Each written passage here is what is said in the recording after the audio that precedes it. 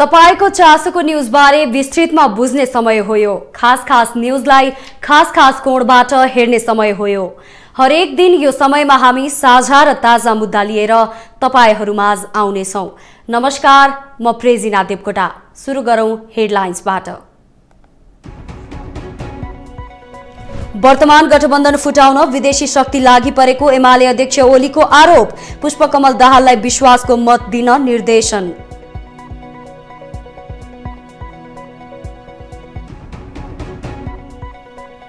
सत्ताको नयाँ समीकरण बनाउन कुनै पहल नगर्ने कांग्रेसको प्रष्टीकरण। भ्रमपूर्ण समाचार फैलाएर कांग्रेसको प्रतिष्ठामाथि आँच नपुर्याउन आग्रह।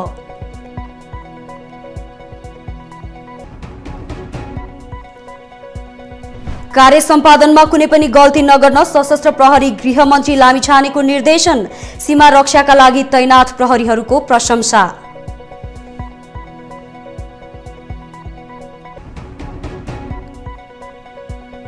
राज्यको नीतिका कारण ढुवानी व्यवसायमा असर परेको व्यवसायीको गुनासो। बीमा नीतिलाई परिमार्जन गर्न आग्रह।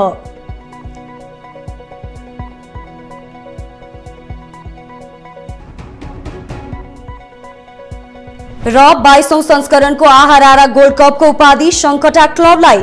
अमेरिकी क्लब भुटनिज 3-2 गोल अन्तरले पराजित।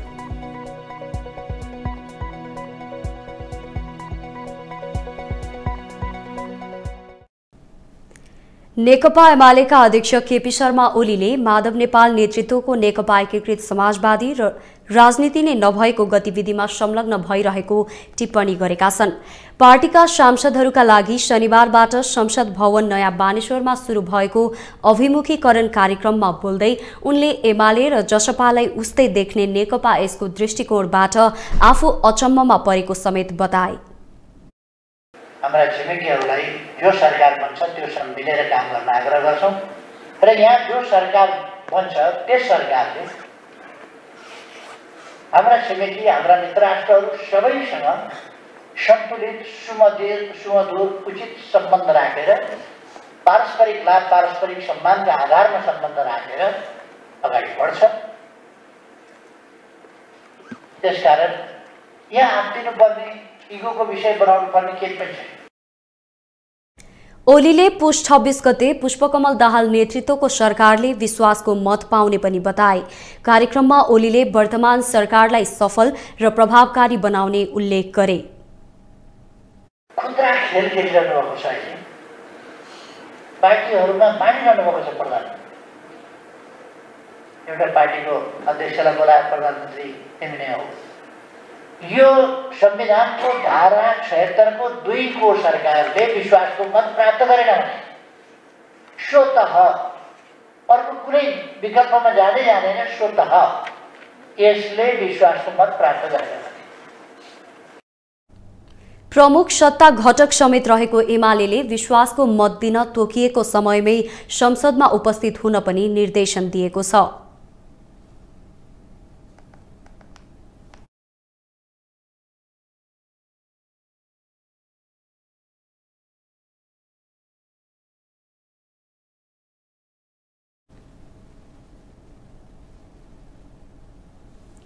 नेपाली कांग्रेसको संसदीय दलको बैठकले प्रतिनिधि सभाको पहिलो बैठकमा सहभागी हुनका लागि आफ्नो तयारी गर्न सांसदहरूलाई निर्देशन दिएको छ।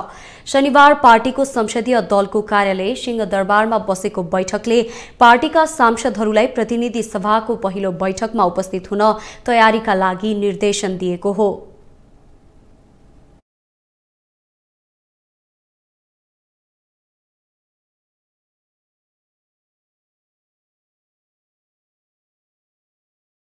अर्को बैठक हाम्रो 26 गते बिहान बस्छ भन्ने निर्णय पनि गरेका छौं र यो बीचमा हाम्रो 2 जना नेताहरू संविधान सभा सदस्य र प्रतिनिधि सभाको पूर्व सांसद 2 जना दिवंगत हुनुभएको थियो झुलबहादुर आलेजी र माननीय मैयादेवी श्रेष्ठजी उहाँका प्रति शोक प्रस्ताव पारित गरेका छौं र यिनै समसामयिक निर्णयका साथ आजको बैठक समाप्त होइन। मैले भने नि त प्रतिनिधि सभामा कांग्रेसको भूमिकालाई यो आजको निर्णय पनि हामीले त्यो गरेका छौं। हामी प्रतिनिधि सभामा नेपाली कांग्रेसको भूमिकालाई सशक्त र प्रभावकारी बनाउनका लागि एकताबद्ध भएर हामी काम गर्छौँ भनेर पनि आज हामीले पारित गरेका छौँ। यता महामन्त्री थापाले नयाँ गठबन्धन फुटाउने खेलमा कांग्रेस नरहेको बताएका छन्। उनले नयाँ गठबन्धन बनाउन लागेको भन्ने भ्रमपूर्ण समाचार फैलाएर कांग्रेसको प्रतिष्ठामाथि आँच पुर्याउन खोजेको बताए। मुख्य विषयहरू छ, यसलाई हाम्रो बीचमा छलफल हुने, बहस हुने, कतिपय कुरा मतमतान्तरका विषयहरू पनि छन्। त्यो विषयहरूको अहिले प्रभाव दललाई नपरोस् भन्ने चाहन्छौँ, किनकि हामी यहाँभित्र जुन सङ्ख्यामा छौँ यसलाई हामीले अझ थप एकीकृत बनाएर हाम्रो आफ्नो भूमिका निर्वाह गर्नुपर्ने छ। त्यसैले हामी जे जति छलफल गर्ने, बहस गर्ने कुराहरू पार्टीको बैठकमा गरौँ, त्यहाँभित्र गरौँ र दलको बैठकलाई चाहिँ हाम्रो संसदीय जुन जिम्मेवारी छ त्यो जिम्मेवारी निर्वाह गर्ने ठाउँमा त्यसको छाया पर्न नदिउँ, त्यसको प्रभाव पर्न नदिउँ भन्ने हामीले त्यो ठानेर यी बैठकहरू यसरी सञ्चालन गर्ने प्रयास गरेको हो। महामन्त्री थापाले केन्द्रीय समितिको बैठक आगामी 28 गते बस्ने बताए। उनले बैठकबाट नीति अधिवेशनको तिथि, मिति, ठाउँ तय हुने पनि जानकारी गराए।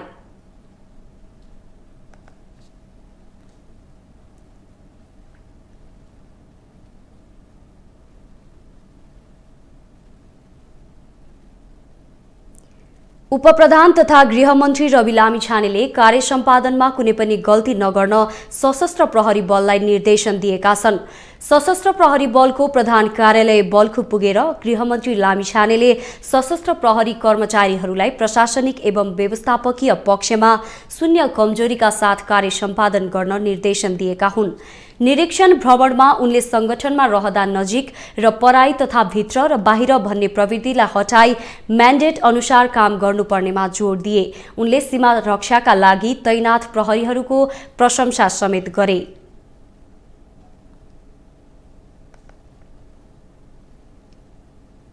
नेकपा एकीकृत समाजवादीका अध्यक्ष एवं पूर्व प्रधानमन्त्री माधव कुमार नेपालले देशको राजनीति, समाज र प्रशासनमा भएका चुनौतीहरूको सम्बोधन हुने गरी वर्तमान सरकार अघि बढ्नुपर्नेमा जोड दिएका छन्।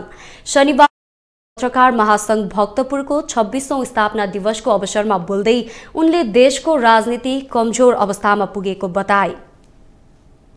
बन्न गयो भन्ने हामीले सुन्यौं, देख्यौं, पायौं।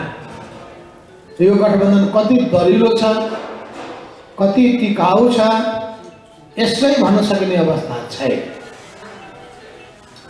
हामी चाहन्छौँ देशमा राजनीतिक स्थायित्व होस्। हामी चाहन्छौँ सरकारले जनचाहना अनुसार आफ्नो काम र जिम्मेवारी पूरा गरोस्। को पदमा आसीन हुनुहुन्छ त्यो महत्त्वपूर्ण कुरा होइन, उहाँले के गर्नुहुन्छ त्यो महत्त्वपूर्ण कुरा हो।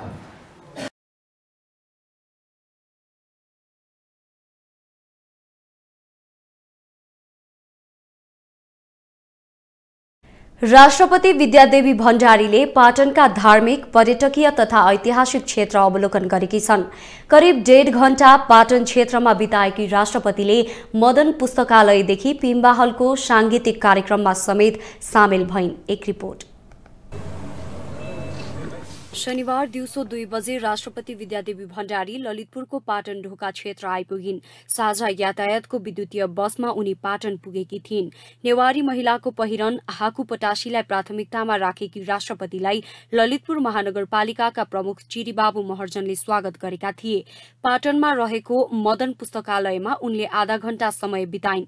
अभिलेखालयमा अब्बल मानिएको मदन पुस्तकालयमा स्वस्थानीको हस्तलिखित किताबका साथै 2015 सालमा कम्युनिस्ट पार्टीले जारी गरेको घोषणा पत्रमा उनको ध्यान केन्द्रित भएको थियो। मदन पुस्तकालयपछि उनी पाटन ढोकामा आइपुगिन्। 1991 सालमा निर्माण भएको पाटन ढोकामा पौभा कला कोरिएको छ।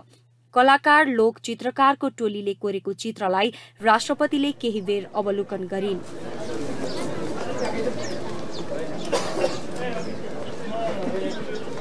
उनले पाटन ढोकासँगै रहेको गणेश मन्दिर, शिव मन्दिर, चण्डेश्वरी मन्दिरको दर्शन पनि गरिन्। उनको अन्तिम गन्तव्य थियो पाटनको पिम्बाहाल पोखरी। पिम्बाहाल धार्मिक, पर्यटकीय तथा ऐतिहासिक महत्त्वको क्षेत्र हो। पाटन क्षेत्रमा यसको विशेष महत्त्व रहेको छ। उक्त पोखरीमा 20 मिनट लामो परम्परागत सांगीतिक कार्यक्रम आयोजना गरिएको थियो। उक्त क्रममा ललितपुरका राजा श्री 3 नरसिंह मल्लले रचेको गीत समेत राष्ट्रपतिलाई सुनाइएको थियो।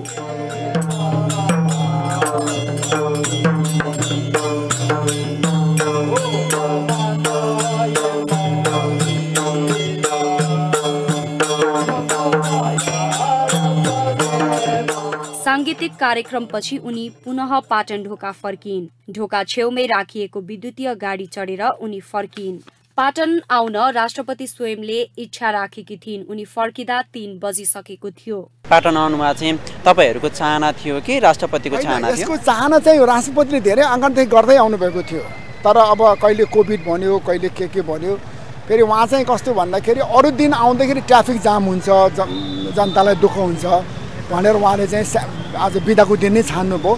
र यसमा चाहिँ हाम्रो पनि चाहना हो उहाँ आओस्, आउनुभयो भनेदेखि हामीलाई पनि राम्रो हुन्छ, हामीले गरेको काम कुरो पनि देखाउन पाइन्छ भन्ने कुरा रह्यो भने अब यो मदन पुरस्कार गुठीको पनि चाहना हो। किनभनेदेखि यो मदन पुरस्कार पुस्तकालय भनेको चाहिँ अघि नै मैले निवेदन गरेँ, नेपालको एकदमै राम्रो पुस्तकालय मध्ये टप 1 पर्छ होला यो चाहिँ प्राइभेट सेक्टरको। राष्ट्र प्रमुखको भूमिका रहने राष्ट्रपतिले देशको कला तथा इतिहास संरक्षण र प्रवर्धनमा रुचि देखाउनु निश्चित रूपमा सकारात्मक विषय हो, तर यसलाई निरन्तरता दिनु आवश्यक छ।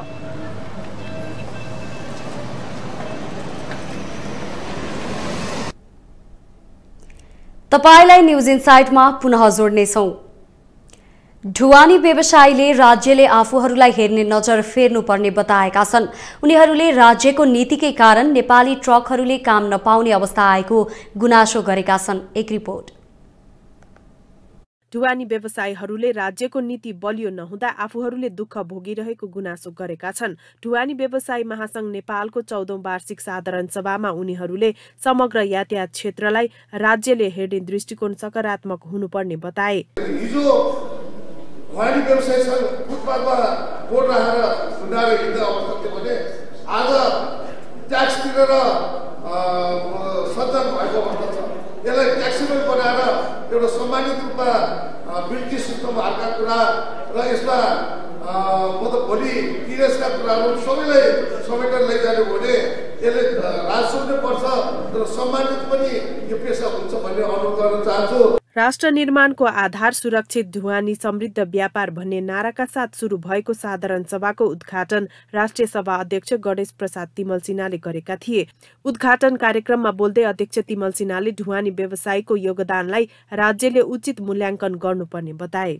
अब यहाँ त हाम्रो देशमा के हुन्छ, प्लेनमा आएको त सामान सुरक्षित आएको हुँदैन, लगेजहरू फुटेर के भइसकेको हुन्छ हैन। अब ट्रकमा लिएर आउने कस्तो हुन्छ त्यो भनेर फेरि प्लेनमा त्यस्तो हुन्छ या त भइहाल्छ भन्न त भएन। प्लेनभन्दा हाम्रो ट्रकहरू राम्रो छ भन्ने देखाउन पनि सकौँ न। सडक संरचना जीर्ण बन्दा यातायात व्यवसाय मर्कामा पर्दै आएको समेत उनीहरूको गुनासो छ। व्यवसायीले बीमा नीति परिमार्जन गर्न समेत आग्रह गरेका छन्। साधारण सभामा देशैभरबाट 2000 ढुवानी व्यवसायी सहभागी भएका छन्। नेपालको वित्तीय क्षेत्र अप्ठ्यारो अवस्थामा छन्। अर्थ मन्त्रालयमा विष्णु पौडेलको आगमनले केही सुधारका संकेत देखिएका छन्। वर्तमान अवस्थालाई कसरी सुधार गर्न सकिएला, वर्तमान अर्थमन्त्रीले कुन कुन विषयमा बढी ध्यान दिनुपर्ला, यसै विषयमा केन्द्रित रहेर सहकर्मी ऋषि खतिवडाले पूर्व अर्थमन्त्री सुरेन्द्र पाण्डेसँग गरेको कुराकानी अबको क्रममा।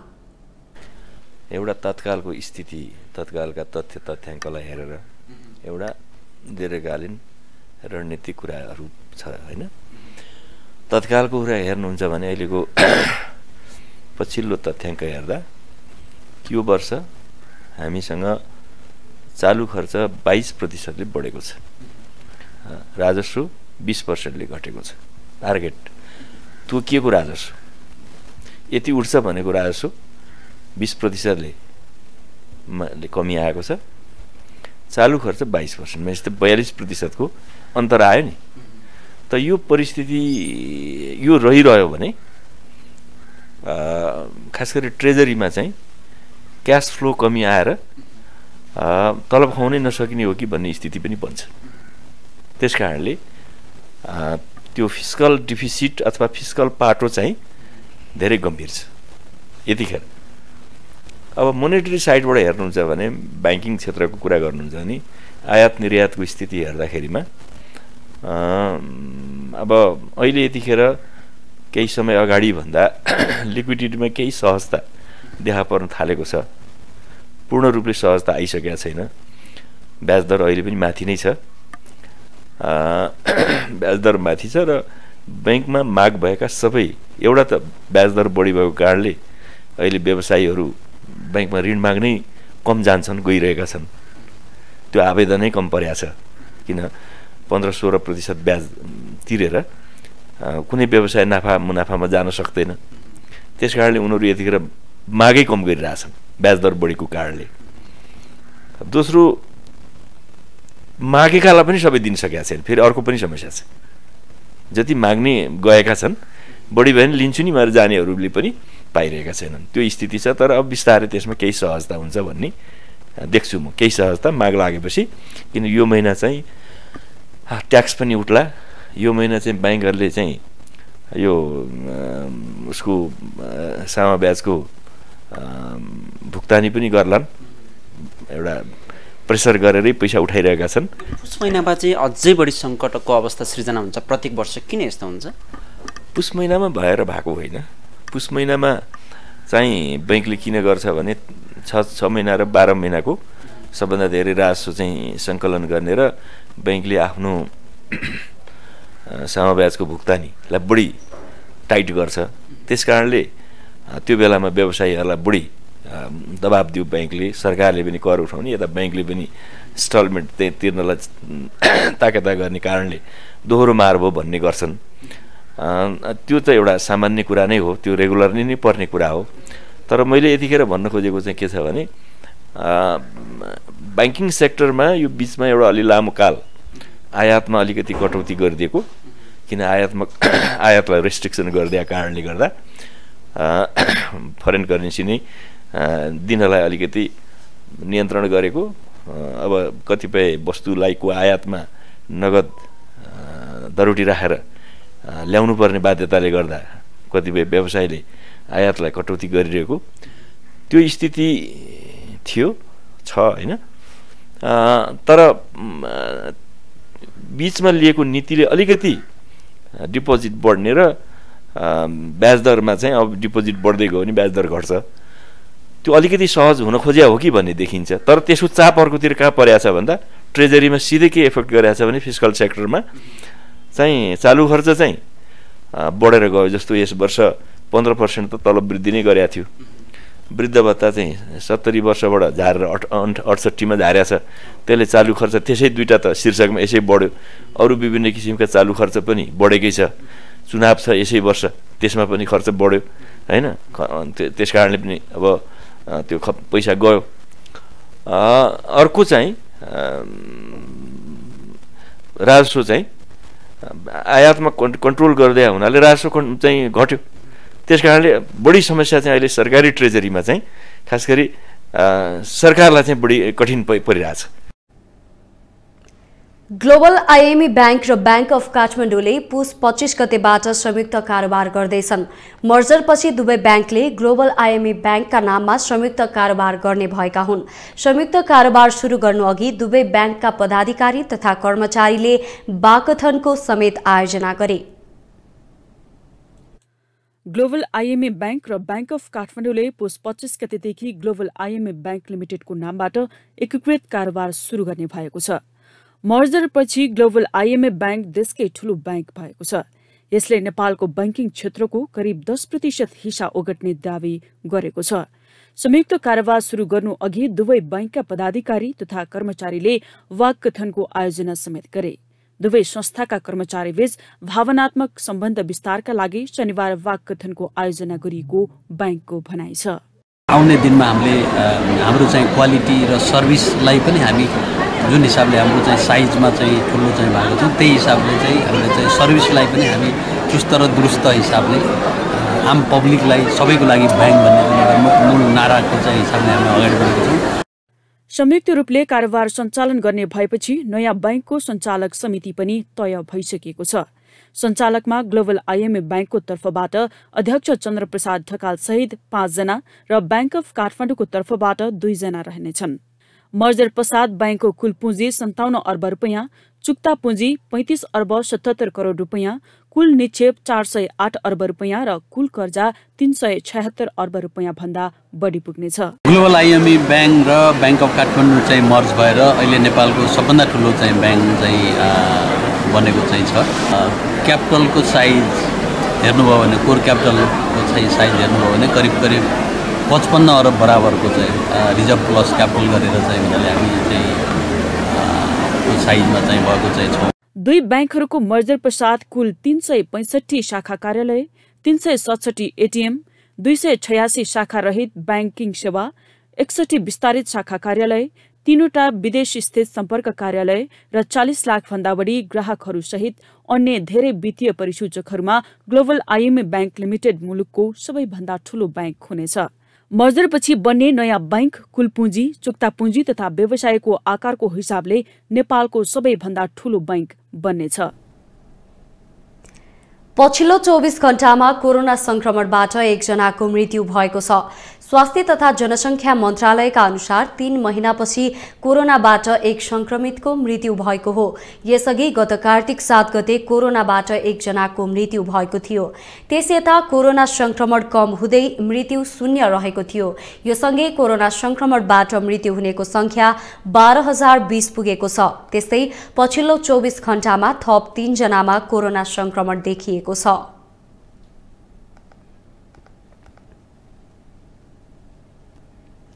बढ्दो जनसङ्ख्या र अनियन्त्रित शहरीकरणका कारण पछिल्लो समय फोहोर व्यवस्थापन चुनौती बन्दै गएको छ।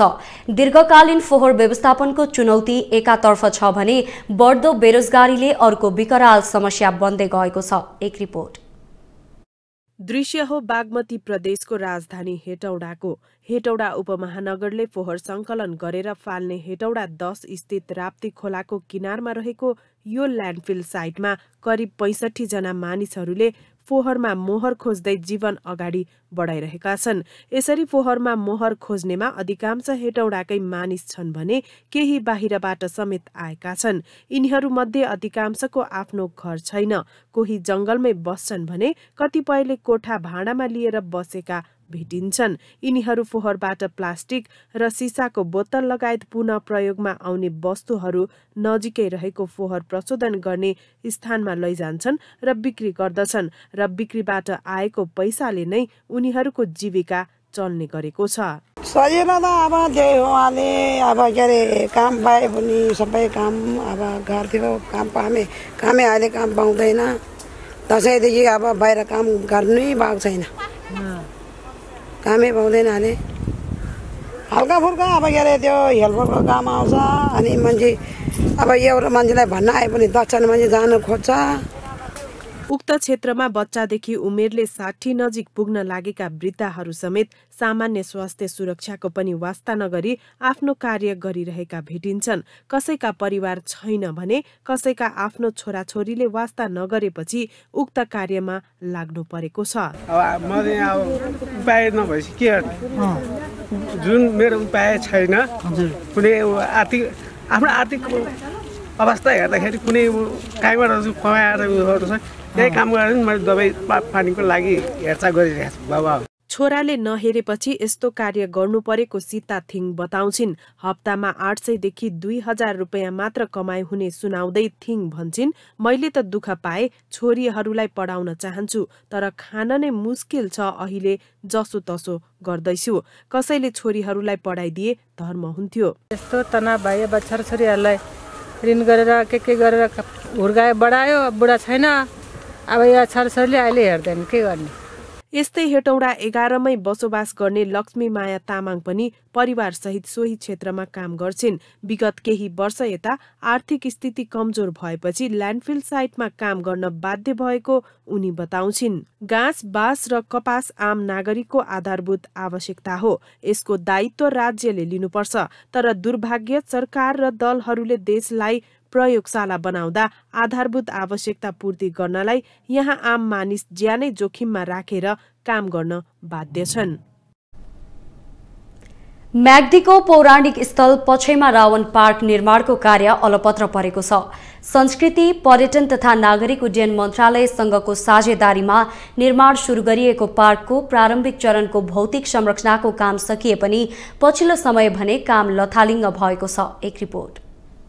परिकल्पना भएको 1 दशकसम्म विवाद र अलमलले अलपत्र परेको म्याग्दीको रावण पार्क पुनर्निर्माण गर्न स्थानीयले चासो देखाएका छन्। बेनी नगरपालिकाको पहलमा तथा निरन्तर सक्रियताले बजेट सुनिश्चितता भएसँगै पौराणिक प्रमाणलाई यथावत राखेर आश्रम आसपासको क्षेत्रमा बगैँचा, विश्रामस्थल लगायतका घेराबार सहितको पूर्वाधार बनाउने काम सुरु गरिए पनि अहिले रोकिएको स्थानीय बताउँछन्। पर्यो भनेर अब चाहिँ यहाँ आएर काम गर्दै पुरा लथालिङ्गै पारेर गयो। न ठेकेदार चिनिया छ, न चाहिँ यहाँ समितिले खोजी गरेको छ। यसको लागि पुरा चाहिँ तत्काल चाहिँ यसको कारबाही गर्नुपर्ने जरुरी छ। आवश्यकता अनुसारको पूर्वाधारका लागि क्रमिक निरन्तरता दिने नगरपालिकाको योजना भए पनि केन्द्रबाट बजेट प्राप्त हुन सकेको छैन। पूर्वाधारका लागि काठमाडौँको धर्मायस काश्यप जेबीले गत भदौमा 1,77,563 रुपियाँमा ठेक्का सम्झौता गरेको थियो। पहिलो चरणमा रावणको मूर्ति, बगैँचा, विश्रामस्थल लगायतका पूर्वाधार तयार गरिने योजनामा उल्लेख छ। यससँगै पर्यटन मन्त्रालयले 2,11,00,000 र नगरपालिकाले 1,14,00,000 विनियोजन गरेर ठेक्का आह्वान गरेको थियो। पुलह पुलस्य क्षेत्रको 14 रोपनी जग्गामध्ये पहिलो चरणमा 4 रोपनीमा रामायण पार्क बनाउन घेराबार सहितको संरचनाको काममा मजदुर खटिएका छन्। डिपिआरमा उल्लेख भए अनुसार हालको मन्दिर, हवनकुण्ड, रावणको नाभि काटेको ठाउँ मानिने लगायतको पुरानो संरचनालाई यथावत राखेर पूर्वाधार बनाउनु पर्नेमा अहिले अलपत्र पारेको बेनी नगरपालिकाका प्रमुख बताउँछन्। यो 15 लाख तपाईहरुलाई हुन्छ भनेपछि अब बाँकी पक्का पनि उहाँहरूले थपिदिँदै जानु होला। अब ढिलो हुने भयो तर पैसा चाहिँ पाइन्छ। हामी निरन्तर दिन्छौँ। यो मन्त्रालय हट्यो भने पनि हामीले हाम्रो आफ्नै बजेटले पनि त्यसलाई पुरा गर्छौँ। रावण पार्कको बारेमा अध्ययन पनि गरिएको छ। पछिल्लो पटक अलिकति बढी पर्यटनको सम्भावना चाहिँ रावण पार्क, पुलेस क्षेत्र र यो अयोध्यामा बन्ने जुन रामको लागि मूर्ति यहाँ खोजिँदैछ त्यसले पनि हामीलाई पर्यटनमा सहयोग पुर्याउने देखेकोले हामी आफ्नै अरू स्रोत खोजेर पनि निर्माण सम्पन्न चाहिँ गर्छौँ। हिन्दू धर्मग्रन्थ रामायणको 5औं अध्यायमा रावणको जन्म पछौमा भएको उल्लेख छ। पुलह पुलस्य र भरत ऋषिले पछौमा तपस्या गरेको रामायणमा उल्लेख गरिएको छ। सामुद्रिक सतहदेखि 2000 मिटर उचाइमा अवस्थित पछौबाट बागलुङ र पर्वत जिल्लाको विभिन्न भूभागसँगै आधा दर्जन हिम श्रृङ्खला समेत देखिन्छ। श्रीमद् भागवत महापुराणको सप्तम स्कन्दको अध्याय 14 को दण्डक अनुसार पुलस्य पुलहाश्रम क्षेत्र विश्वका अति पवित्र 15 तीर्थस्थल मध्ये एक मानिन्छ। पुराण प्रसिद्ध ऋषिहरू पुलह पुलस्य र विश्रवा म्याग्दी पुलको छेउमा अध्ययन र चिन्तन मनन गर्दै बसेको पुराणमा उल्लेख छ। यो तपस्या गरेर सिद्धि प्राप्त गर्ने ठाउँ हो। उहाँले विराट तपस्या गरेर विराट महायज्ञ लगाउनु भएको ठाउँ पनि हो र शिलाल पनि यही चाहिँ यो हवनकुण्ड हुन्। र यहाँ अब पुलह र पुलस्त ऋषिहरूको नाति रावण जन्मेको किंवदन्ती शास्त्रीय विविधहरू ग्रन्थहरूमा उल्लेखित प्रशस्त भेटिएको छ। अब श्रीमद् भागवत, देवी भागवत हरूमा अब रावणको जन्म यहीँ भएको भनेर यहाँ रावण पार गराउने योजना पनि 3 करोडको योजना यहाँ परिरहेको छ। पुराणका अनुसार विश्रवा ऋषिको छोरा रावणको जन्म यही पुलस्य आश्रममा नै भएको हो। सँगै रहेको ओडारभित्र विभिन्न समयमा यस क्षेत्रमा भएका यज्ञका अवशेषहरू भेटिनुले पनि यो ठाउँको महत्त्व उजागर गरेको स्थानीयको भनाइ छ। शनिबारदेखि चरा गणना सुरु भएको छ। राष्ट्रिय निकुञ्ज विभागको नेतृत्वमा हिमालयन नेचरले सबै राष्ट्रिय निकुञ्ज, सिमसार क्षेत्र र जलाशयमा चरा गणना गर्न सुरु गरिएको हो। 3 हप्तासम्म गरिने गणनामा 350 चरा विज्ञ र संरक्षण कर्मीको सहभागिता रहनेछ।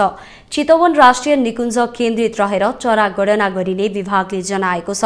चराको मुख्य वासस्थान रहेको ढुङ्गी खोला, बुढी राप्ती खोला, लामी ताल, तमोर ताल, बरुण ताल, 20,000 ताल र राइनो तालमा चराको गणना गरिनेछ। यस्तै निकुञ्जको नवलपुर क्षेत्रमा छुट्टै समूह मार्फत चरा गणना गरिनेछ। नेपालमा पछिल्लो तथ्याङ्क अनुसार 892 प्रजातिका चरा छन्, जसमा 200 चरा पानीमा आश्रित छन्। चितवनमा मात्रै 652 प्रजातिका चरा छन्। वासस्थानको अभाव, वासस्थान क्षेत्रमा भइरहेका विकास निर्माण, खेतीबालीमा बढ्दो विषादीको प्रयोग र मानवीय क्रियाकलापले चराको संख्या वर्षेनी घट्दै गएको छ। हरेक क्षेत्रमा जस्तै जलवायु परिवर्तनको प्रभाव चराको वासस्थानमा पनि परेको छ।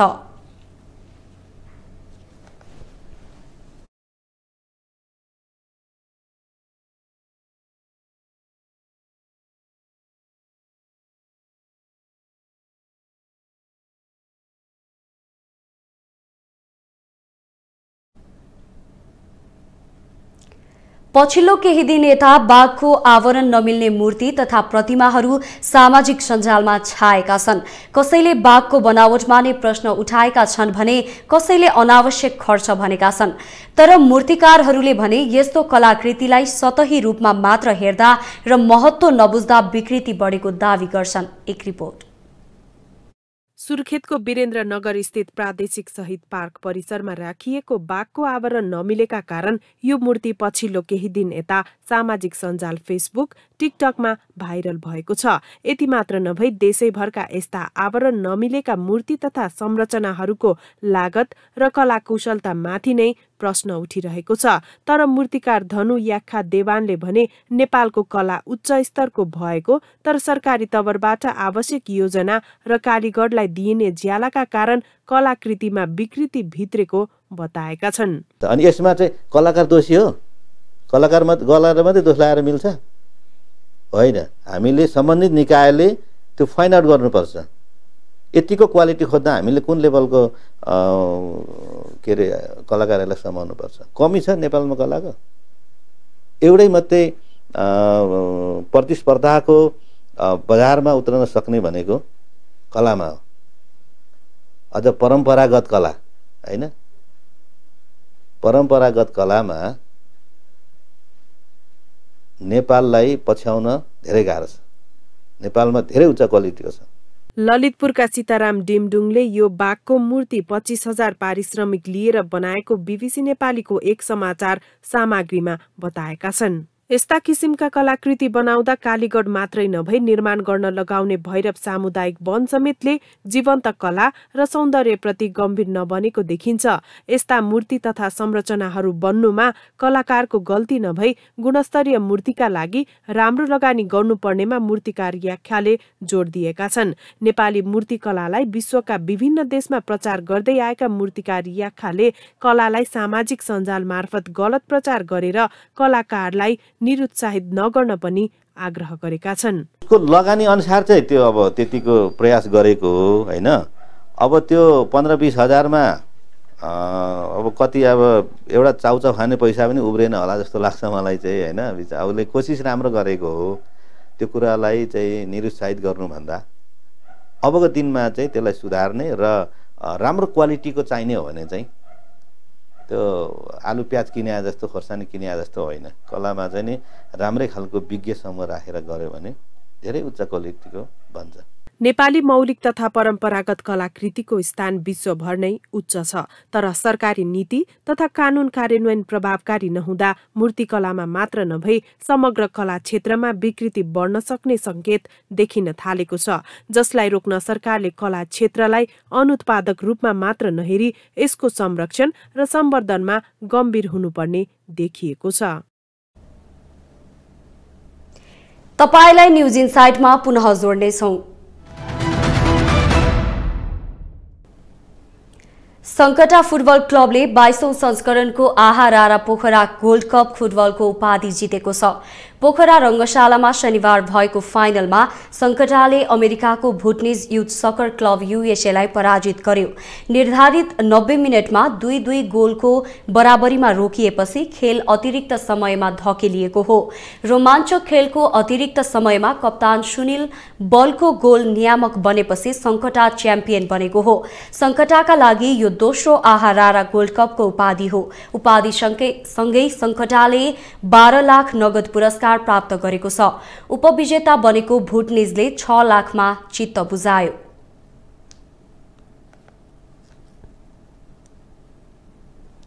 जारी नेपाल टी20 लीगमा म्याच फिक्सिङको चर्चा चलेपछि प्रतियोगिता र नेपाली क्रिकेट विवादमा तानिएको छ। त्यति मात्र नभएर स्पोर्ट फिक्सिङ र अन्य क्रियाकलापको छानबिनका लागि आईसीसीले प्रतिनिधि नै पठाएर छानबिन सुरु गरेको छ। एक रिपोर्ट। नेपाल टी20 लीगको फाइनल खेल सकिन मात्र 4 दिन बाँकी छ। खेलको सुरुवातबाट चलेको विवाद खेल सकिदासम्म अझै सकिएको छैन। हल्ले हल्लामा चलेको यस विवादसँग जोडिएको स्पोर्ट फिक्सिङ अहिले पनि गृह मन्त्रालय हुँदै आईसीसीसम्म पुगेको छ।